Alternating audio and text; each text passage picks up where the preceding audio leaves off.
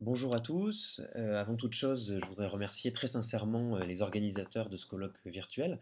D'abord pour l'initiative et l'inventivité de sa forme, et ensuite pour l'avoir ouvert très largement, y compris aux contributions des jeunes chercheurs. Je voudrais commencer ma communication, dont le titre est un peu provocateur, par préciser que je ne vais pas traiter d'un certain nombre de choses, et notamment de l'OMS. L'Organisation mondiale de la santé, c'est l'organisation spécialisée du système des Nations Unies qui agit au quotidien conformément à son mandat, en identifiant par exemple les fabricants de kits de diagnostic, organisant la recherche autour du vaccin, levant des fonds, surveillant la propagation mondiale du virus, etc. Il y aurait beaucoup à dire sur le rôle de l'OMS et sur les faiblesses du règlement sanitaire international, mais il n'y a pas que l'OMS qui réagit au niveau international. Le secrétaire général des Nations Unies, Antonio Guterres, qui dispose d'un certain nombre de compétences en cas de crise sanitaire, est lui aussi sur le pied de guerre. Il a d'emblée déclaré que les Nations Unies faisaient face à l'un des plus gros défis de leur histoire en affrontant cette pandémie. Il a appelé le 25 mars à une cessation immédiate des hostilités au Yémen face à la pandémie, après avoir lancé 2 jours auparavant un appel au cessez-le-feu mondial. Je le cite, le monde entier affronte aujourd'hui un ennemi commun, le Covid-19. La furie avec laquelle s'abat le virus montre bien que se faire la guerre est une folie. C'est la raison pour laquelle j'appelle aujourd'hui à un cessez-le-feu immédiat partout dans le monde. L'heure est venue de laisser les conflits armés derrière nous pour concentrer nos efforts sur le véritable combat de nos vies. Qu'il s'agisse du président de la République française ou du secrétaire général des Nations Unies, on voit là transparaître un thème commun, le monde est en guerre contre le Covid-19. Or, s'il y a bien une institution internationale qui est incontournable lorsque l'on parle de guerre, c'est le Conseil de sécurité des Nations Unies. Le Conseil de sécurité, ou le Conseil, qui comprend notamment 5 membres permanents que sont la France, le Royaume-Uni, les États-Unis, la Chine et la Russie, est l'organe principal du maintien de la paix et de la sécurité internationale. Il a une palette importante de pouvoirs à sa disposition s'il constate une menace ou une atteinte à la paix ou à la sécurité internationale, et je renvoie sur la question de savoir si tel est le cas ou non en l'espèce, à la contribution du professeur Thierry Garcia. Le Conseil de sécurité est donc incontournable lorsqu'il est question de guerre, et il est aussi, voire surtout, l'un des principaux organes du multilatéralisme depuis 1945. Or, le Conseil de sécurité est parfaitement silencieux sur la question du Covid-19 depuis le début de cette crise. Comment se fait-il que le Conseil de sécurité, enceinte privilégiée du multilatéralisme, soit aussi absent? Autrement dit, où est confinée cette fameuse communauté internationale censée être solidaire et unie en temps de crise? C'est autour de cette question que je vous propose quelques observations qui doivent être prises pour ce qu'elles sont, c'est-à-dire des remarques à chaud, l'actualité pouvant tout à fait me donner tort 2 heures après l'enregistrement de cette vidéo. Je propose d'évoquer d'abord les raisons pour lesquelles le silence du Conseil de sécurité est littéralement assourdissant, puis j'essayerai d'élargir le propos en montrant, à partir des causes de ce silence, ce que cette situation révèle de l'état du multilatéralisme. Premier point donc, le caractère assourdissant du silence du Conseil de sécurité. Pour résumer, officiellement, il ne s'est absolument rien passé du côté du Conseil de sécurité depuis le 12 mars. La Chine, qui préside actuellement le Conseil, a d'abord annulé les réunions de la semaine du 16 mars, puis celle de la semaine d'après, et puis toutes les activités ont été suspendues, et l'agenda officiel se vide de jour en jour. Donc officiellement, silence radio. Alors pourquoi j'utilise et j'insiste sur ce terme officiellement? Eh bien parce qu'on a appris sur Twitter que mardi 24 mars avait eu lieu une réunion virtuelle totalement officieuse qui devait servir de test. Elle n'a pas été inscrite à l'agenda du Conseil, on ne sait pas ce qui s'y est vraiment dit pendant un peu plus d'1 heure, il n'y a pas de compte-rendu, le site officiel des Nations Unies n'en fait même pas mention. Tout ce que l'on sait, on le sait par Twitter et par un diplomate anonyme qui a avoué à la presse que le tout était, je cite, un peu artisanal, ajoutant on va encore tâtonner mais on va y arriver. Donc tout ce qu'on sait, c'est que l'ambassadeur tunisien a eu des problèmes de connexion, il est présent sur à peine la moitié des photos publiées sur Twitter, que la réunion était en anglais pour cause d'impossibilité technique de faire autrement, qu'aucune décision n'a été prise, et enfin que la réunion ne portait pas sur le Covid-19, mais sur la situation en République démocratique du Congo. Réunion secrète, réunion non officielle, réunion sans compte-rendu, problème de technologie. On peine un peu à croire que l'on parle du Conseil de sécurité des Nations Unies, mais en tout cas, on doit se contenter de ce silence officiel. J'ajoute que la mission chinoise à l'ONU a indiqué dans un tweet cette nuit que le Conseil se réunirait virtuellement aujourd'hui, jeudi 26 mars, pour discuter du travail de la mission d'appui des Nations Unies en Libye. Bref, toujours rien sur le Covid-19. Pourquoi ce silence est-il assourdissant? Pour principalement 4 raisons. D'abord, de manière générale, le Conseil de sécurité présente une tendance à se saisir de sujets très variés dont il n'est pas forcément évident qu'ils relèvent de sa compétence. Le professeur Alain Pellet évoque ce point dans sa lettre publiée il y a quelques jours sur le site internet de la SFDI, et il faut bien admettre que le Conseil de sécurité manque rarement une occasion de prendre note, selon la terminologie consacrée, d'une situation, même lorsqu'elle n'est que susceptible d'entrer dans son champ de compétences. Il est donc, dans l'absolu, surprenant qu'il ne se saisisse pas de cette actualité mondiale. Deuxièmement, ce silence est assourdissant parce qu'il y a un précédent remarquable. Par sa résolution 2177 du 19 septembre 2014, le Conseil de sécurité avait en effet agi à l'occasion de la crise sanitaire provoquée par Ebola, en intervenant là où on ne l'attendait pas nécessairement à l'époque. On est réellement, au regard de ce précédent, en droit d'attendre au moins une réaction du Conseil, et c'est un point qu'abordera sans doute le professeur Thierry Garcia dans sa contribution. Troisièmement, le silence est assourdissant car certains pouvoirs ne peuvent être exercés que par le Conseil de sécurité. Même si très exceptionnellement l'Assemblée générale des Nations unies peut surmonter son blocage en prenant des décisions à sa place, seul le Conseil de sécurité dispose de la légitimité politique, de la puissance institutionnelle et des outils juridiques pour organiser une réponse mondiale forte à cette pandémie. Sans même aller jusqu'à créer une mission spéciale, le Conseil pourrait imposer des couloirs d'acheminement de matériel médical et à minima coordonner l'action des différents organismes qui luttent contre la pandémie. À la cacophonie qui règne au sein de la plupart des États s'ajoute une réponse institutionnelle peu limpide des Nations Unies et des organisations internationales que seule une intervention du Conseil de sécurité pourrait clarifier ou en tout cas ordonner. Enfin, quatrièmement, et dans le même sens, ce silence est d'autant plus assourdissant qu'il est comblé par le discours et l'action d'autres acteurs internationaux qui pallient l'inaction du Conseil de sécurité ou bien l'appellent plus ou moins explicitement à agir. J'en donne 3 illustrations rapides. D'abord, le secrétaire général se mobilise et ne cesse d'utiliser la rhétorique de la guerre, qui appartient au Conseil de sécurité, pour inciter les États à s'organiser. J'ai déjà mentionné ses appels au cessez-le-feu.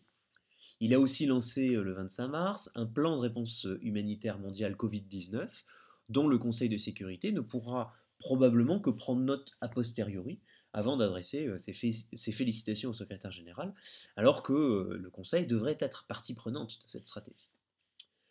Deuxième exemple, certaines missions prennent elles-mêmes la parole en des termes qui sont habituellement ceux du Conseil.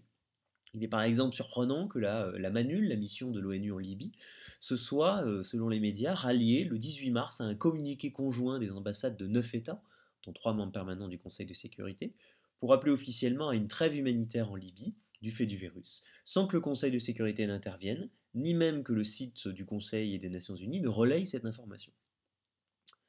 Enfin, la dernière illustration est sans doute la plus parlante, les chefs d'État et de gouvernement du G7 se sont réunis par visioconférence dès le 16 mars pour envisager une réponse coordonnée.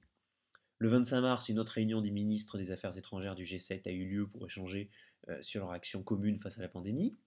Et pour couronner le tout, un G20 est organisé en urgence le 26 mars, aujourd'hui, sans que l'ordre du jour soit exclusivement économique. Le secrétaire général des Nations Unies a même écrit une lettre au G20 dans laquelle il appelle à une action concertée et décisive face à l'actuelle crise sanitaire mondiale, à l'établissement d'un plan de temps de guerre, je le cite, et souligne la nécessité d'une coordination et d'une coopération internationale pour supprimer le virus. On a le sentiment assez net que le secrétaire général appelle le G20 à l'aide face à l'inaction du Conseil de sécurité. Bref, au regard de ce qui précède, il est incompréhensible que le Conseil de sécurité ne se saisisse pas de cette situation. J'en viens donc à mon deuxième point, l'affaiblissement, pour ne pas dire l'affaissement, du multilatéralisme. À ce stade, il est temps de s'intéresser aux raisons pour lesquelles le Conseil ne se réunit pas sur ce sujet, alors qu'on entrevoyait en lui un organe fêtier de la gouvernance sanitaire globale, j'emprunte l'expression professeur Franck Lati. Et là, tout internationaliste ne peut qu'exprimer sa consternation face à la faiblesse de l'argumentation qui nous parvient. Officiellement, c'est la Russie qui refuse la tenue d'une réunion décisionnelle du Conseil de sécurité, car la Charte des Nations Unies ne permettrait pas de tenir des réunions virtuelles et surtout de prendre des décisions à distance. Selon l'ambassadeur russe, l'alinéa 3 de l'article 28 de la charte, selon lequel le Conseil peut réunir des réunions à tout endroit autre que le siège de l'organisation qu'il juge les plus propres à faciliter sa tâche, eh bien cet alinéa ne prévoit que des réunions physiques. Alors du point de vue juridique, puisque la raison du silence semble donc être juridique, on ne peut qu'être stupéfait. Le Conseil de l'Union européenne a approuvé le 23 mars une dérogation temporaire à son règlement intérieur afin de faciliter la prise de décision par procédure écrite. On ne voit pas pourquoi une institution aussi fondamentale que le Conseil de sécurité ne pourrait pas prendre des décisions par visioconférence.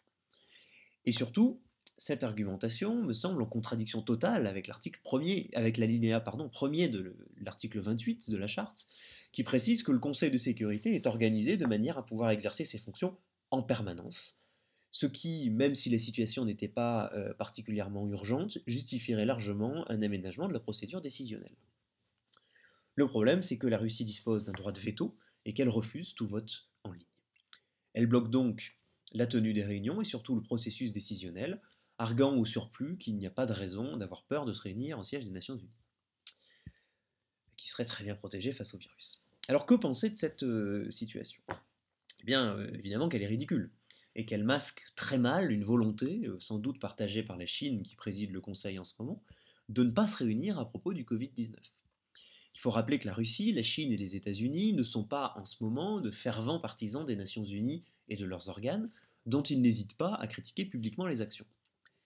Au tout début de la crise, il y a une dizaine de jours, il était possible de penser que les membres du Conseil, notamment permanents, étaient occupés à endiguer la pandémie sur leur territoire respectif, et donc, en bref, qu'ils avaient autre chose à faire, et bien que compréhensible, cela serait déjà discutable.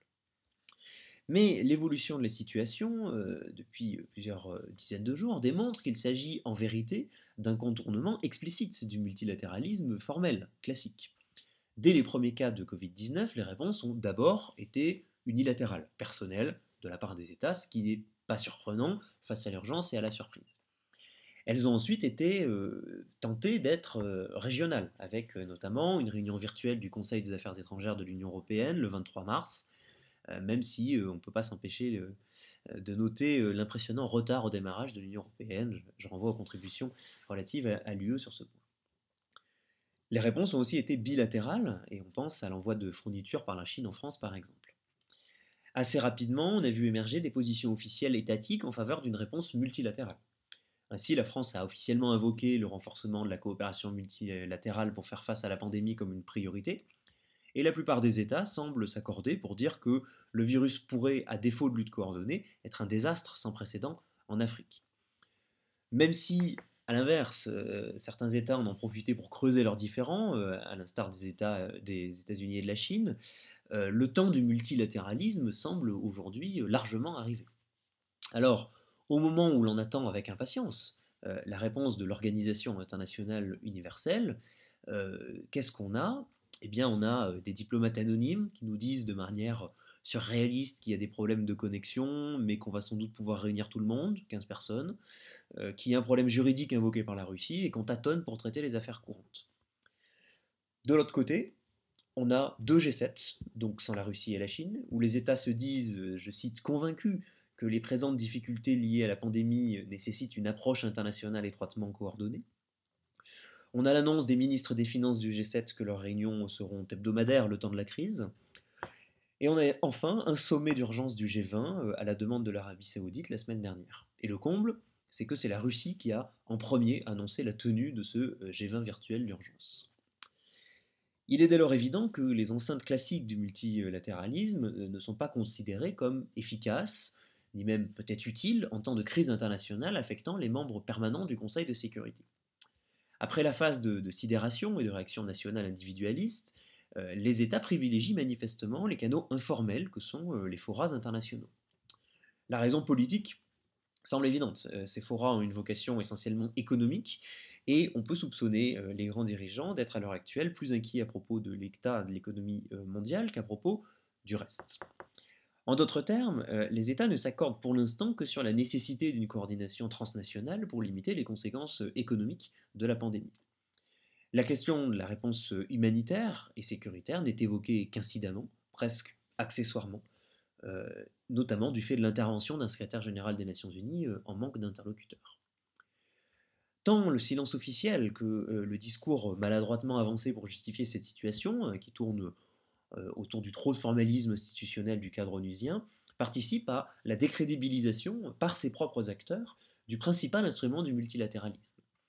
L'amateurisme technologique dont fait preuve le Conseil de sécurité achève de démontrer, s'il était besoin, que les États n'ont pour l'instant aucune intention de se mobiliser fortement dans le cadre de cette enceinte.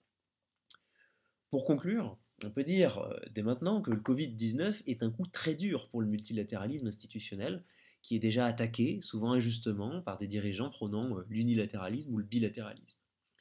On a le sentiment que la belle idée de communauté internationale a été oubliée dans un placard poussiéreux qui n'a été que peu ouvert ces dernières années et qu'on risque lui-même d'oublier. Une fois la pandémie endiguée, le danger, en effet, est que l'inaction et l'amateurisme du Conseil de sécurité sur ce dossier servent de prétexte pour banaliser son contournement, voire pour l'évincer à l'avenir. Par contraste, on ne manquera sans doute pas de louer a posteriori la réactivité exemplaire des forats économiques, oubliant au passage qu'il s'agit des mêmes États, des mêmes dirigeants et donc des mêmes faiseurs du droit international. Le coup dur pourrait alors se transformer en coup de grâce pour le machin, qui a pourtant montré, n'en déplaise à De Gaulle, son utilité et son efficacité à maintes et maintes reprises. Il reste donc à espérer que les partisans du multilatéralisme, comme la France, sauront proposer de nouvelles idées, y compris institutionnelles, pour tenter de refaire, voire de faire, société internationale après cette crise. Pour l'heure, il devient urgent que le Conseil de sécurité se positionne. Il en va peut-être du maintien de la paix et de la sécurité internationale, mais en tout cas, il en va clairement du maintien de sa propre crédibilité, et par là, de la sauvegarde du réflexe institutionnel qui est encore au cœur du multilatéralisme. Je vous remercie.